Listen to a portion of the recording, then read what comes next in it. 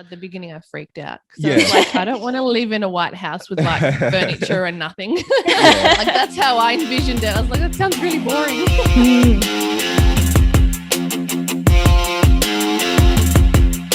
Hey, Empowered Vegan Lifers, Ella here with my co-host. Hey, Stephanie. Happy Tuesday, Ella. What's going on?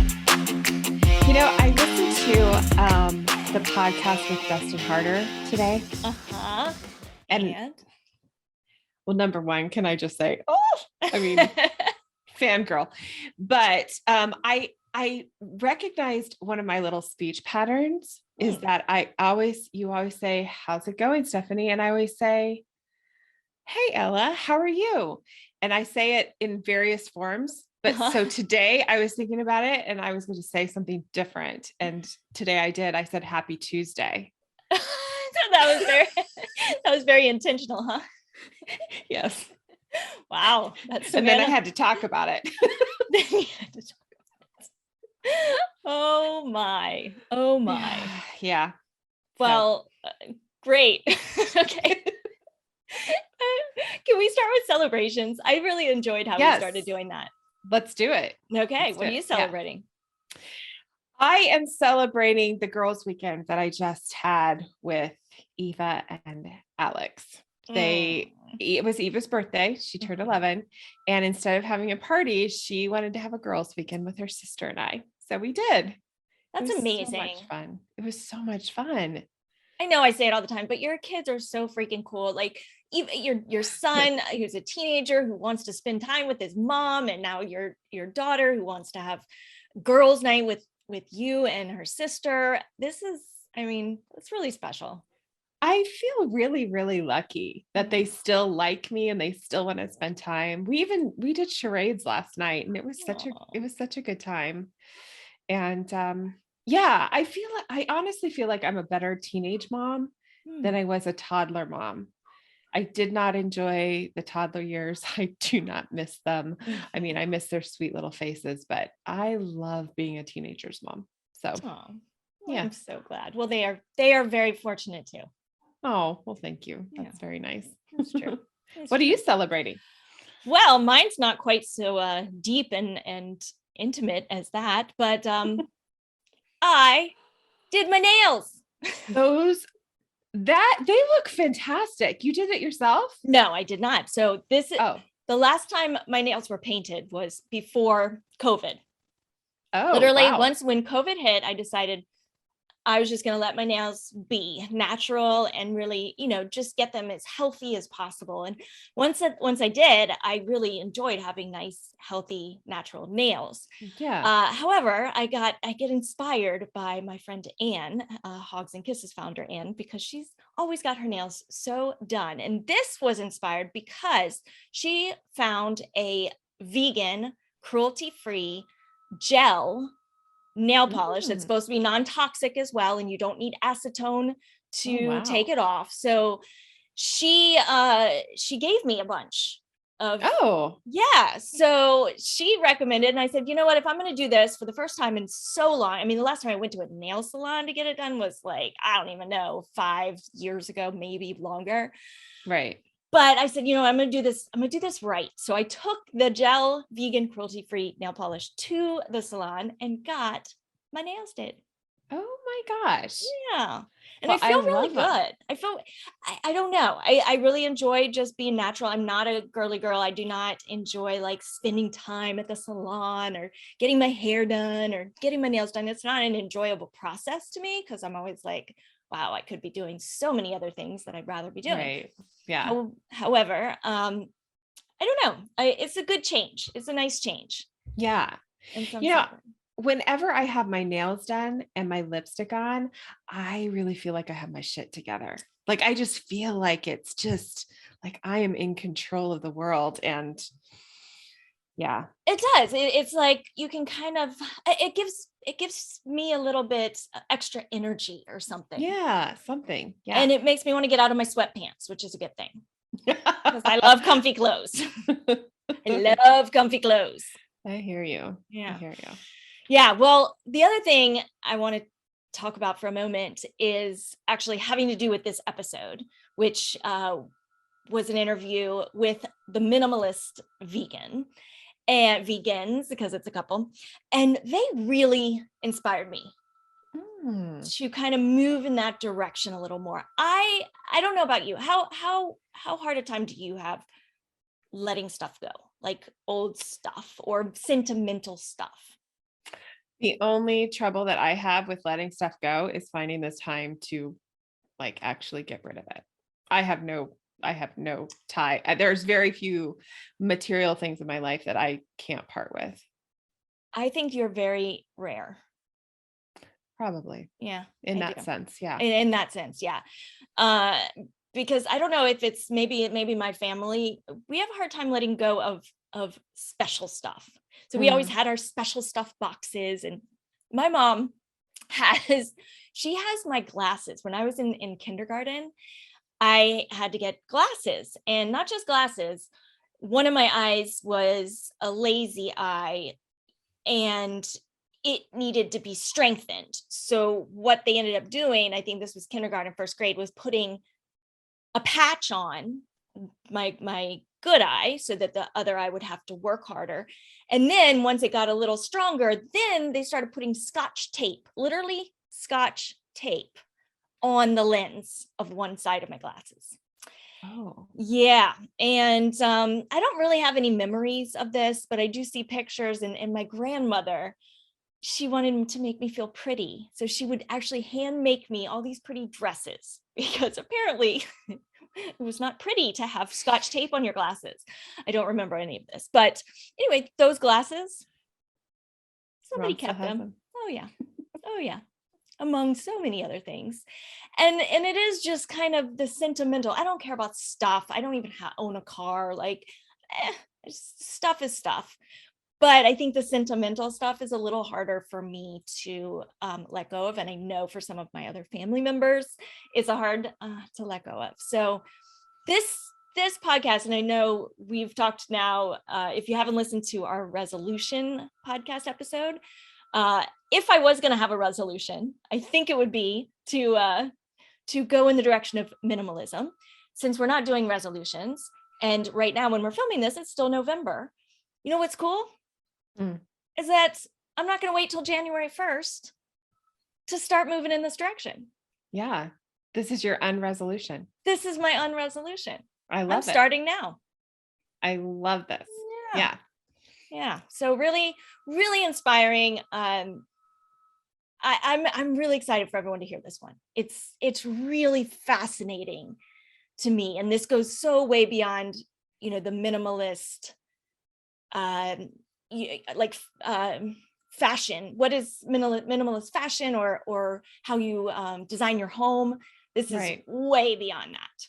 Yeah. It's just really fascinating. It's going to be a great episode. It is a great episode. Shall we dive in? Let's do it. Let's do it. Michael and Marsha, thank you so much for being here with me today. Thanks for having us. We're very excited to be here. Yes, likewise. I'm so excited. I've got so many things I want to talk with you about, so many topics. We'll try to keep it a little focused so because we could probably talk for hours. But I'd love to start, if you don't mind, just kind of in a nutshell, your going vegan stories, and then we can get into some other topics. Well, it's funny you say stories because it's just one story. Okay. It happened at the same time, the same way for the both of us. Well, just to give you a bit of my backstory, I grew up mainly in a vegetarian household. My dad's been a vegetarian my whole life, my mum on and off. So we didn't really eat much meat at home. And when we did, it was not so pleasant. And I was very, very picky with what I ate anyways.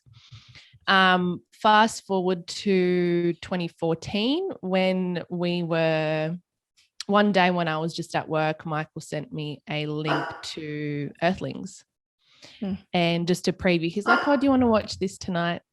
And I just thought, I wasn't expecting it to be what it was. And I just thought, no, I can't, like, it's too heavy. Mm-hmm. And then for some odd reason, I came home that day and I just said, you know what, let's just do it. So we watched it, and it took us quite a long time to get through it because there was a lot of pausing, a lot of crying. And then by the end of it, like Michael turned to me and he said, well, I'm vegan now. And I said, well, I guess I am now too. And literally from that day on, we haven't touched any animal products since. So we sort of gave all of our animal-based products to our families. And so it's kind of, and Michael coming from a very heavy meat eating background, like he had a chicken kebab that day. So wow. It was a bigger, I think, transition for him than it was for me. But we have not looked back since. And, like most vegans say, you wish you did it sooner. So, right. So that's kind of our little story of how it sort of all began for us. Yeah. The only regrets vegans have is that they didn't do it sooner. Right. Yeah. Yeah. And how did you all meet? In school. So we've known each other since we were in grade 7, which was back in 2000. But we didn't get together till way after that. So we've been together for about 13 years now. Wow. So, and you seem to be like on a very similar journey and interested in the same things. And what about the minimalism? When did that idea and concept start for you? Yeah, so minimalism started a little bit before veganism. And I think that's what it was.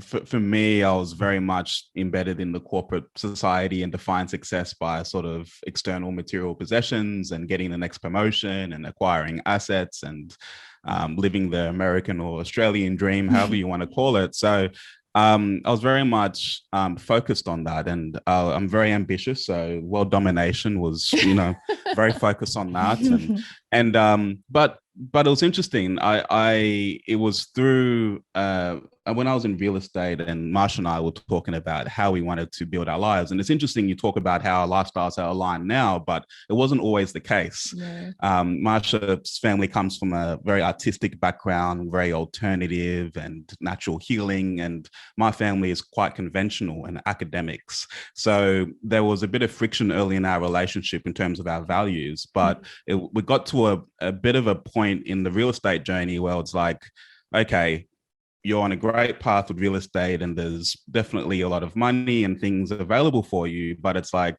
Marsha's like, that's not the life I want to live. I want to live a life of travel and abundance and flexibility. So she really challenged me, and it caused me to take a step back. And I started to sort of reimagine what life would look like without being in that intense sort of corporate ladder structure. So I started consuming a lot of content, and I came across one of my favorite blogs, zenhabits.net, Leah Babauta, who talks about Zen Buddhism, minimalism, compassionate living, and so forth. And he was talking a lot about his journeys and how he had made a similar transition, not only from a work standpoint, but financially, from his values, from exercise and health. And it really spoke to me. And it was through his writing, which I learned about the concept of minimalism as a lifestyle. As we know, it's definitely an aesthetic that's been around for many, many years. But as a lifestyle, the idea of paring down your possessions and your calendar and everything in your life to pave way for things that are really important, and flipping the equation of success away from more to less was the welcome change for me. And I dove straight in, wanting to learn more, and started to introduce some of those concepts to Maša, and she really resonated with it as well. Well, at the beginning, I freaked out. So I was like, I don't want to live in a white house with like furniture and nothing. Like that's how I envisioned it. I was like, that sounds really boring.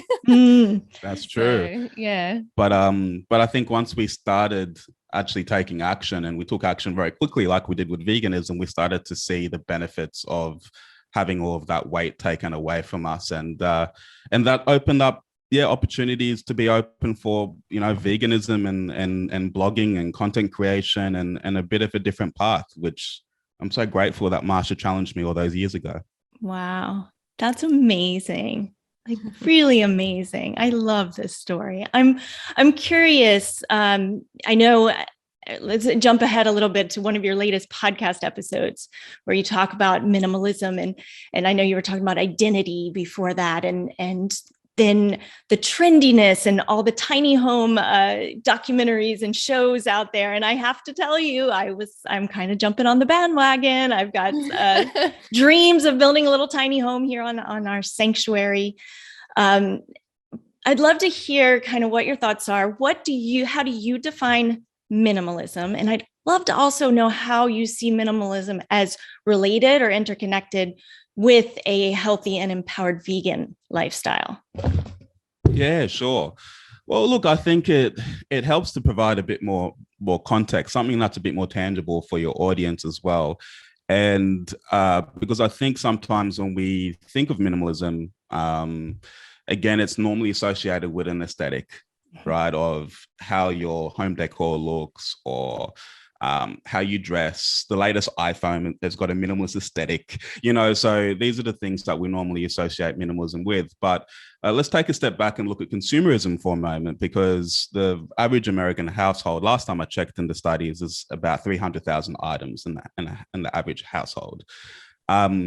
When we did a little exercise here, now we don't have kids, we're a bunch of 30-something-year-olds with a dog, so that's our environment. Yeah. But when we did this exercise, we spot checked our house, we had about 1,000 items. Now, a lot of people might have a perception that minimalists are quite extreme, and they do live in tiny houses, and you've got examples of people who are living without furniture. And I say living without furniture when they have more than enough money, they're well beyond their means to afford furniture, but choose to live without furniture. And you've got people traveling around, in Asia with 22 items in their backpack, and that's everything that they own. So sometimes we can look at these extreme examples and be like, whoa, that's this way too much. But when we get practical, everyday living, 300,000 items is a lot of things. That's a lot of things that are going in and out of our house, that are contributing to waste, that are spiking our cortisol levels, especially for women. Studies have shown that just having clutter, when they get sometimes women even avoid coming home, they procrastinate coming home because of the clutter and the things that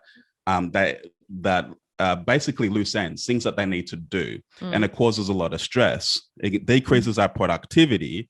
So we're just saying that, well, minimalism is a great philosophy to just sort of pull that back a little bit, start using what we have. If we're going to buy 59 articles of clothing a year, use your 59 articles of clothing every single year. If you're going to buy technology on a regular basis, maybe see if you can extend the life cycle of that. So there's some really tangible things there. But so when we get back to the definition of minimalism as a lifestyle, it's really about identifying what is essential to you and having the courage to eliminate the rest. But we're vegans and we're very conscious of the environment as well. So not only do you need to consider getting rid of things, that's the first step, but also where are they going? What's the next home for that item that you're getting rid of? And this gets back to making better decisions at the point of purchase or the point of consumption, whether you want to take on something for free or not, just because it's free. There's a lot of different things to consider there. So that's how we define minimalism now, with some, hopefully that provides a bit of context for you guys. Yes, so helpful. Interesting what you said about the freebies, and because that's absolutely true. And it's interesting because we run challenges quite a bit, right? And if there's a challenge, everybody's in because it's free. If it's free, but then that's when they actually don't do the challenge, is when they've accepted it just because it's free, have no commitment to actually participate. That's really, really interesting. There's some concepts that you talk about that I'd love to just go through real quick. Conscious consumerism. These are concepts that our audience might not be familiar with. Can you explain conscious consumerism? Yeah, so that's more, I guess, where minimalism and veganism meet together, right? So that's how you look at consciously how you're impacting the animals, other humans, and our planet. And so you can ask yourself a list of different questions, like Michael was mentioning at the point of purchase, what the life cycle of a product is.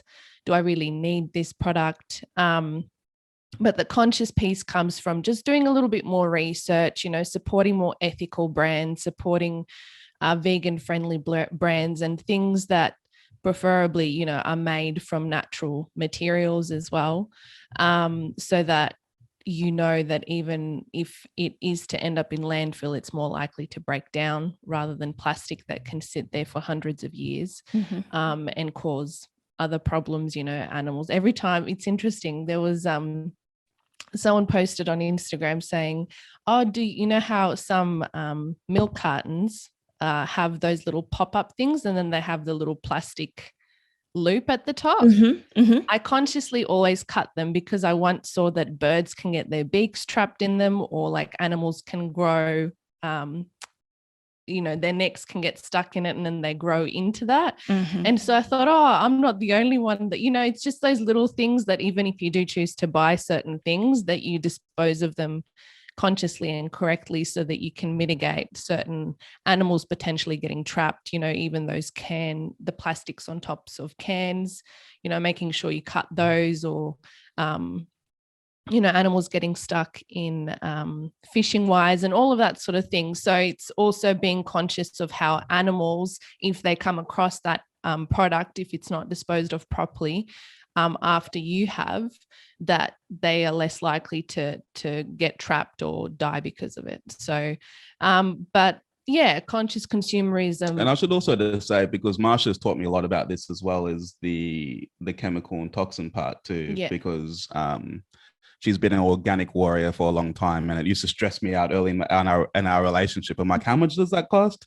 But she's really begun to teach me the value of organic products across the whole board, and it's changed everything that we deodorant, paste, and all these interesting things. So so that's also thanks for adding that in. That's also part of conscious consumerism, is making sure that, you know, the chemicals that you're putting on your body as well, or lack thereof, are not harming you and the environment as well. So, you know, I think questioning everything that you kind of bring into your household is important to kind of get the best out of life. And I've got a bit more to say on this, because I'm just hearing our listeners being like, okay, that's great, but that's like a lot to consider. And it can be very overwhelming. And believe me, we've lived it. We live it today. And especially when you look at conscious consumerism, it kind of narrows your market and your availability and access to things, which can be very frustrating, and means that naturally it's going to take longer to find a pair of shoes that tick all the boxes and still look good and are still comfortable, you know. So there's a lot to last as well. So there's lots to digest there. So I will just say that, like, we made the mistake of, I think, putting a lot of pressure on ourselves to tick all those boxes, rather than sort of letting ourselves ease into that journey and to find the brands that we can trust over time, because you're going to have to test so many more different makeups if you wear makeup, for example, so many different deodorants, so many different, you know, your go-to brands that you've trusted for so many years. It's going to take probably years to find those brands as well. So I think, you know, let yourself off the hook and be patient with it, because it will come over time. And luckily, new eco-friendly brands are coming to the market all the time. So we're living in a really exciting time. And of course, buying secondhand is always a great option, or, you know, trading with friends and family could be also something that's really resourceful. Or borrowing as well. If you don't, you know, like if you know you're not going to use the item very often, or just once off, you're better off just borrowing it from someone that lives close by, or your family, and then returning it, because it'll just sit there collecting dust and adding to those 300,000 products in your household. So I'm so glad you said that, Michael. That was going to be my next question, about how do you not go down the rabbit hole and spend all day, every day questioning your purchases, because it's gotten a lot easier to find cruelty-free and vegan products, but that's kind of just the first step, right? Yeah. It's like, that's the more obvious part, but then to consider how it affects animals and the environment and all of that, it is a lot. It can be overwhelming. Yeah. What difference, Michael, especially for you, having come from such a corporate background, what's life feel like to you? How is it different living this kind of lifestyle? Well, I think it shines it's a mirror in the moment. Like it's you looking in the mirror type of moment. And I think, even when I talk to friends and family who are still very much part of that culture, there's a huge contrast in almost philosophy at times. And I think it comes down to, and we talked about this in one of our podcast episodes, but this idea of status and how it drives so much of our motivation. And we still catch ourselves doing it all the time. When we move to Tasmania, it's like, okay, what are the nicer suburbs? What are the dodgier suburbs? What's safe? What isn't? And, even what car you drive and what job you have, what's your job title, what college or university do you go to? So it's, these kind of concepts rule a lot of our motivation and what I think is external motivation, right? But I think with minimalism, it keeps grounding me. It keeps helping me to challenge that idea of external motivation and go inwards and instead think about growth and development and being present. And that's what it has done for me. That's, if I can take one thing away, that's what it's done. It's got me, not thinking so much about external factors and more going inwards, because I don't need those things to be happy. So good. What about digital minimalism? What do you mean when you talk about digital minimalism?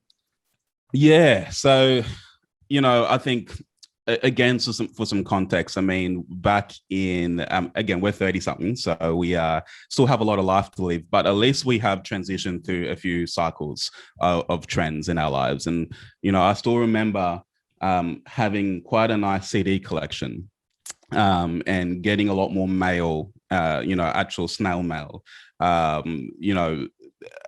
having actual DVDs. physical to-do lists and DVDs. And obviously technology revolution has meant that we've been able to digitize a lot of these things.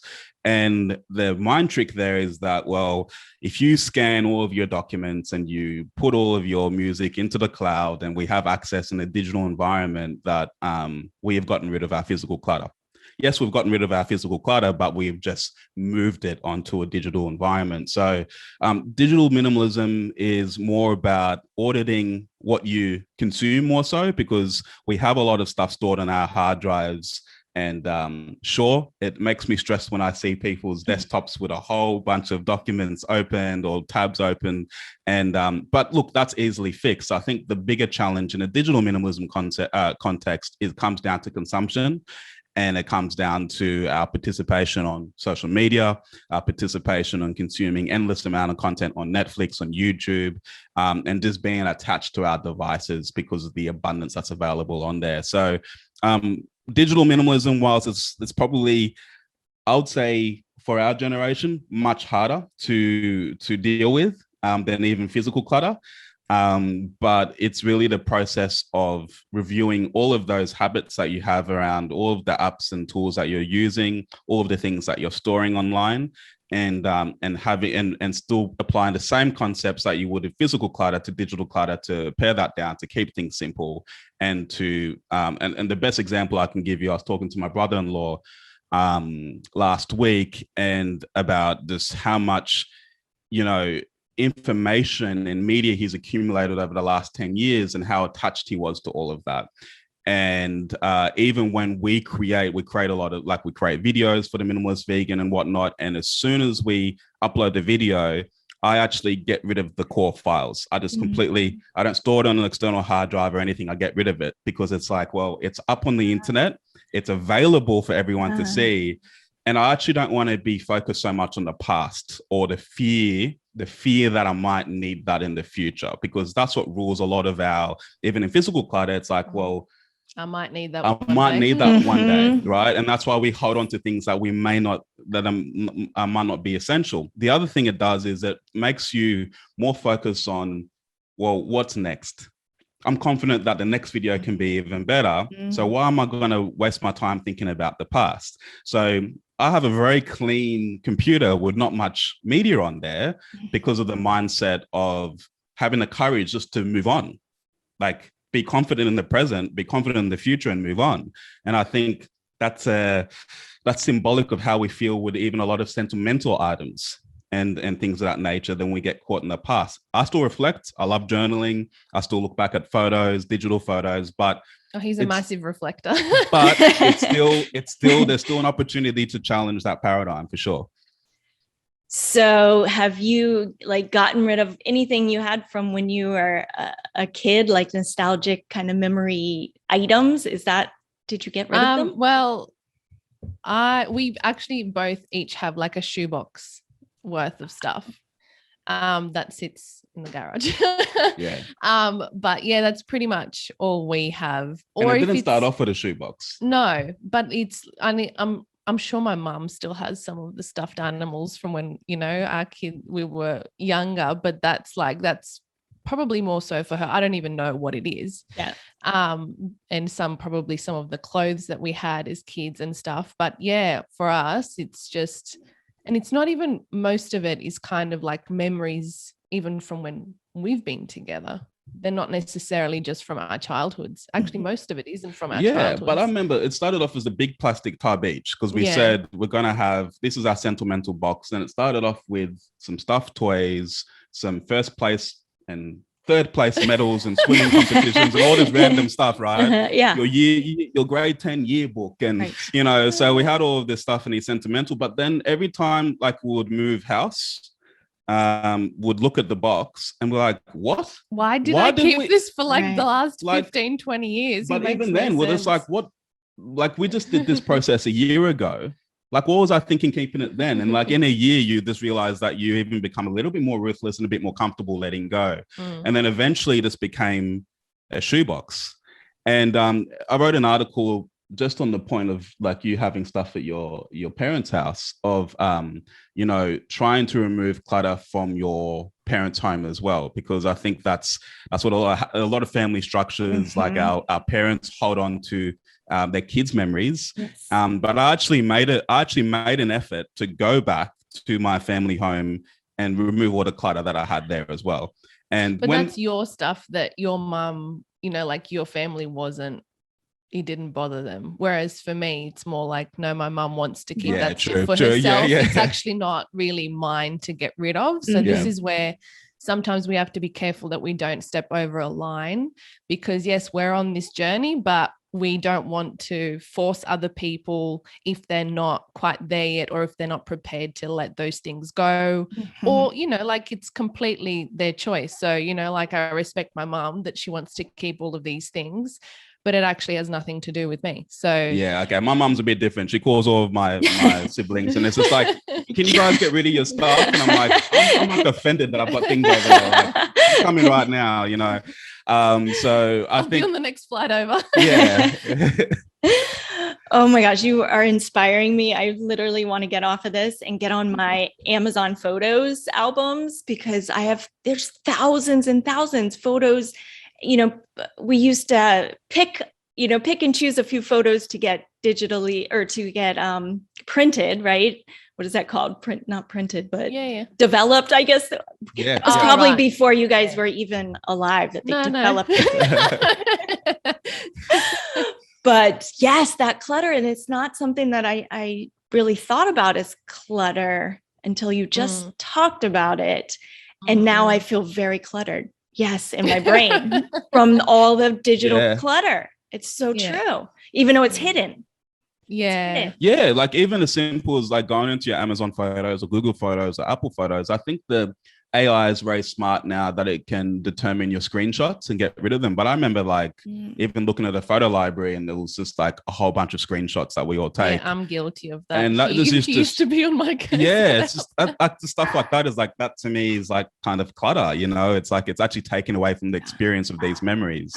So how can you better organize that? But again, it can get very particular, and I can hear the audience again saying that that's nice, but I don't have time to get into all these fine details. And I think it's just if you can take anything away, I think it's just to spend the weekend even just organizing your files and your digital clutter, but more so challenge yourself with the social media consumption if you feel like it's something that is ruling your life. I mean, there's a lot of benefits to it, but if you feel like it's something that's really challenging you, I know an exercise that we've experimented with is just removing the apps off your mobile device, and still accessing social media on your computer, but you just have to jump through a few more hoops to get there. Yeah. And it starts to get you to appreciate the experience more. And then you're not just looking at your phone at every moment that you get throughout the day. Oh, this is so fascinating. My mom keeps all my stuff too, Marsha. She has like when I was in kindergarten, I had these glasses that they had to put Scotch tape over one side of my glasses because of my eye. She kept those glasses with the Scotch tape on them. And I could just go on. I was Hulk Hogan, the wrestler, one year when I was a little kid, and they cut hair and made a mustache out of it, my own hair. They kept the little mustache of my hair. So I'm like, holy crap, I've got a lot to go through if that's the case. But that letting go thing. What's from your research and your experience, what is so tough? Because so many of us have so much trouble letting go, even though letting go, and they say it's the key to happiness. Yeah. Why do we hold on to that so tight in your perspective? I think it's because we want to keep a hold on to those memories. It's almost like old things bring back memories that we want to sort of relive. But your possessions aren't the memories that you keep in your head. So, you can document it in a different way or have those things, but you don't necessarily need the physical possessions to recall those things or to remember them.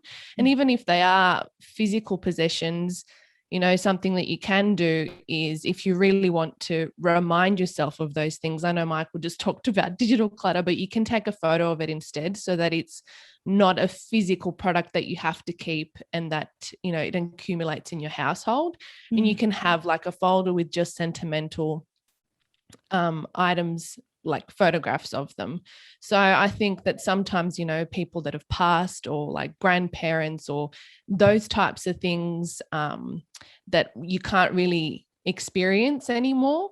I think that's what people struggle with the most in terms of letting go or moving on. But yeah, I think it's just, you probably have something. I also think it's like a comfort thing. I think we see a lot of comfort and security in having access to things in case we need it, or just I don't know. It's almost like a layer of safety. You feel naked without it. It's like our armor to have those things. So I think I think it's just reevaluating your attachment to your possessions, because I think when we came into this world, we were just flesh and and that was it. And that's how we're going to be leaving, right? At the end of the day. So all of these things are just part of the experience along the way. And I think it's probably challenging this idea of we talk about minimalism deeming what's essential. Some people will say, when you're Marie Kondo and decluttering, it's about, does this item spark joy? And while that's a really good filter to put that decision through, it's also potentially a trap of developing too much attachment to your things. Does that make sense? It's like, we recently bought a car, and it's before I was a minimalist. It was I really wanted a Volkswagen Golf GTI. It was even one of the few things on my Pinterest board back in the day. And ironically, we ended up buying that car. And it's funny because I got into it, and I'm not really a car person, but I got into the car and I started to experience it, and I started to reflect on, I'm really enjoying driving this car around here and everything. But it's like, but then I thought about it, I'm like, it's just a car. I was just as happy driving around in a 1999 Tarago, when we went from the mainland to Tasmania. Like that created a really great experience. Like, it's just a car. Like, we've created a whole business on our computers, but it's just a tool. It's just a computer. So I think it's just getting back to, we are not our things. We're humans, and our things can help us to have an experience, but ultimately things can be replaced. And that's really helps me with that attachment piece when it comes to our possessions.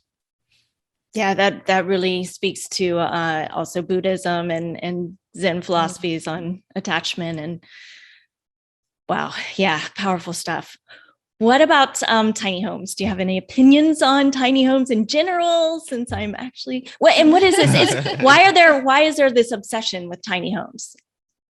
I think because they're just so normally because especially maybe, I don't know, I'm guessing maybe during the pandemic, a lot of people had the opportunity to reassess, their working situations, their living situations. And so I think because it's a project, first of all, people really like projects, and you can make it quite a beautiful space. And I think a lot of people are jumping on it because they can live mortgage free a lot of the time and they don't have to be, working in a job that they don't like just to be able to pay for the lifestyle that they have. And some tiny houses, like van life's really popular as well, and people love to travel in them and that sort of thing. So I think it's kind of like a trendy thing, but also it can be quite a practical thing for if your kids have moved out of home and you just don't need that big space anymore and you want to sort of live out more rurally and just enjoy the simple life, and you're retired and you just don't need that much stuff and clutter. And so, yeah, I think it's a really appealing way to live. I mean, I personally like the idea. I just don't know, because we work from home and we have our dog and we spend so much time here, and I cook a lot. And we do video. And so practically for us, I don't think that, I like the idea, but I just don't think that it can really happen right now. we've floated with the idea on and off over many years, but I also think it's like what you said. I think it gives people an opportunity to downsize their lives. Yeah. And we're seeing that at the moment with remote work and people sort of being able to take less money, move further out, and reduce their costs significantly, but then also create an environment that's completely personalized and tailored to them. So I think that's a really big appeal to tiny living. Yeah. So, and you put it on wheels and you don't need a permit. So exactly. A little bonus there. That's it. Yeah, but we'll be interested to see if you go on that adventure and we still watch so many YouTube videos exploring alternatives and all those shows because again, it's more the story. People build a tiny house, but we're more interested to get the context for why. And normally it involves downsizing, challenging the status quo, going internal, moving away from status, all the things that we've talked about already. Debt-free living. I think that's a big one for a lot of people, especially, like prices in Australia for homes. You're looking at well over $1 million for like a 3-4 bedroom house in any state. Wow. And so even here in the last year, since the pandemic hit, or well over a year now, prices have, I think, almost doubled, and houses, they don't stay on the market for very long. So it's just really interesting to see the trend, people wanting, more security, bigger houses and all of that. But I think there's also a lot of people going in the other direction and wanting to reduce their debts and just not have to worry about that, because there's a lot of uncertainty for a lot of people. And so having to not have a mortgage hanging over their head can be a massive relief. Yeah. And I suppose the last thing is living in a bigger house, or in proportionately to how many people you have in your family, could come with the challenge of you feeling the need to fill the house with things as well. So by going tiny living, it kind of takes that away. So you really have to, by default, apply the concepts of minimalism because you can only fit so much in that space. Right. Interesting. All right. You talked about encouraging minimalism without being pushy. I heard you talk about that on an episode.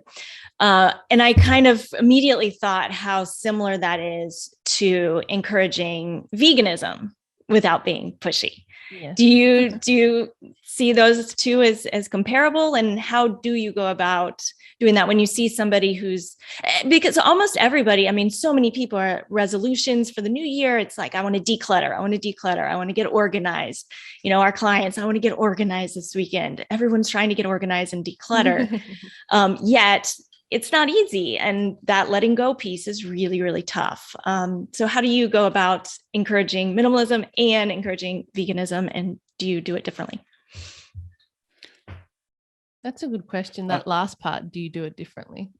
Well, I think at least for minimalism, I think if you're living by yourself or with somebody that shares a similar worldview to you, that also is a minimalist, then that becomes fairly easy. I think the real challenge for both your case studies there is when you are sharing a space with people that are not minimalist and not vegan, and that's where a lot of the conflict will start, right? Because you're using a shared kitchen space, and there's this an unnecessary amount of cooking utensils. People can't find things, or they're broken, but they're still there. They're broken, they're still there, and then and I think that can leave you quite frustrated because you know how streamlined that it could be. But I think for the minimalism question, I think it's just much like veganism. I don't know how much success you've had. You've been vegan since what, 1995? So correct. Yes. Yeah. Okay. So I don't know how much success you've had in pushing people to be vegan, but it hasn't really worked well for us. So, and I don't think we receive it well either. So I think it just comes down to, on the minimalism side, owning your space.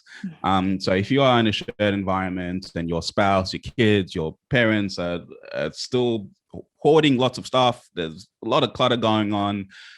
That comes down to, well, you probably have at least an allocated room or an allocated part of the room for your own stuff, so that you can just make your own haven, your own little sanctuary of clutter-free living that you can go back to and escape to. And I think from there, it's more about letting your actions speak. Like with veganism, is more just be about it, don't talk about it. And we've run into some problems just questioning, whether something needs to be replaced or needs to be gotten rid of or needs to be repaired. But if you do it gently over time, we found that people can start to see the value, especially like when you look at a fridge, and Masha's done this so many times, going into so many fridges and just like half the stuff is expired. People just not even on top of clutter on their fridge and whatnot. But people actually start to really see the value when you actually use minimalism to help them make those decisions and try and take some things off their plate. And then that starts the momentum around that idea. Veganism, I'll let you speak about that. Yeah, look, I think, if we're kind to animals, I think we need to be kind to fellow humans as well. And being pushy with veganism is just going to actually turn them away even more. I mean, different people are different in their approach in terms of how they actually like to receive information. But I don't think forcing somebody to try and become vegan is really ever going to work. So I think it's, planting seeds, sharing food. And I think sharing food and vegan cooking is probably the best way to start making people realize how delicious and easy it can be.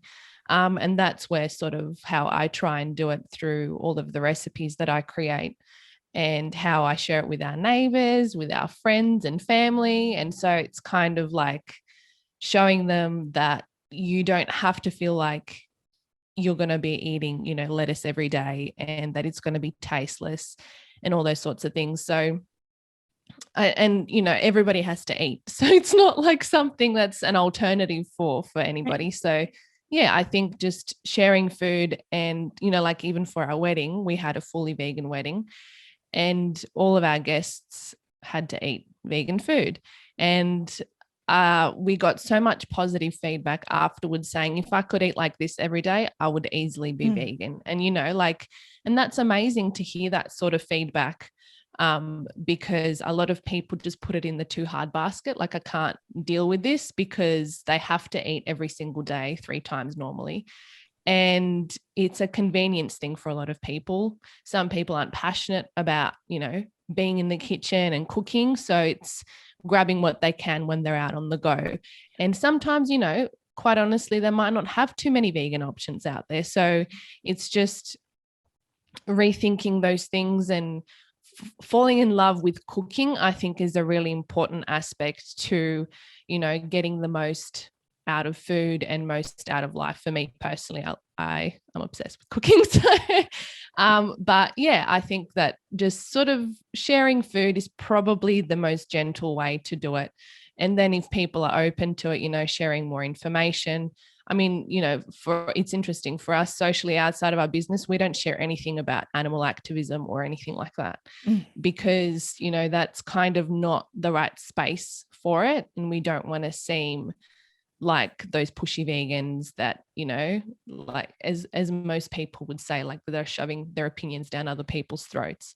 And so the way that we position our message and the way that we try and speak about veganism, we're very conscious of that. But, you know, you'll always get the same sort of questions when you first talk to people, you know, the protein and, you know, well, what do you eat? And, you know, you must be deficient in so many nutrients and all of those sorts of things. So I think it's still important to share that information and to kind of break those cycles from people that talk about them and go, actually, well, no, that's like, you know, some of that information is incorrect, and sort of share so that they're aware. But no, it's really good to see more things out there, even in supermarkets. You know, it's making it more accessible. The only trap is then becoming a junk food vegan. You know, it's making it much, much easier to be a junk food vegan, which I think personally is a bit concerning, but everyone's on their own journey. And if they're going from eating junk food already to switching over, you know, that's still better for the animals at the end of the day. So, yeah.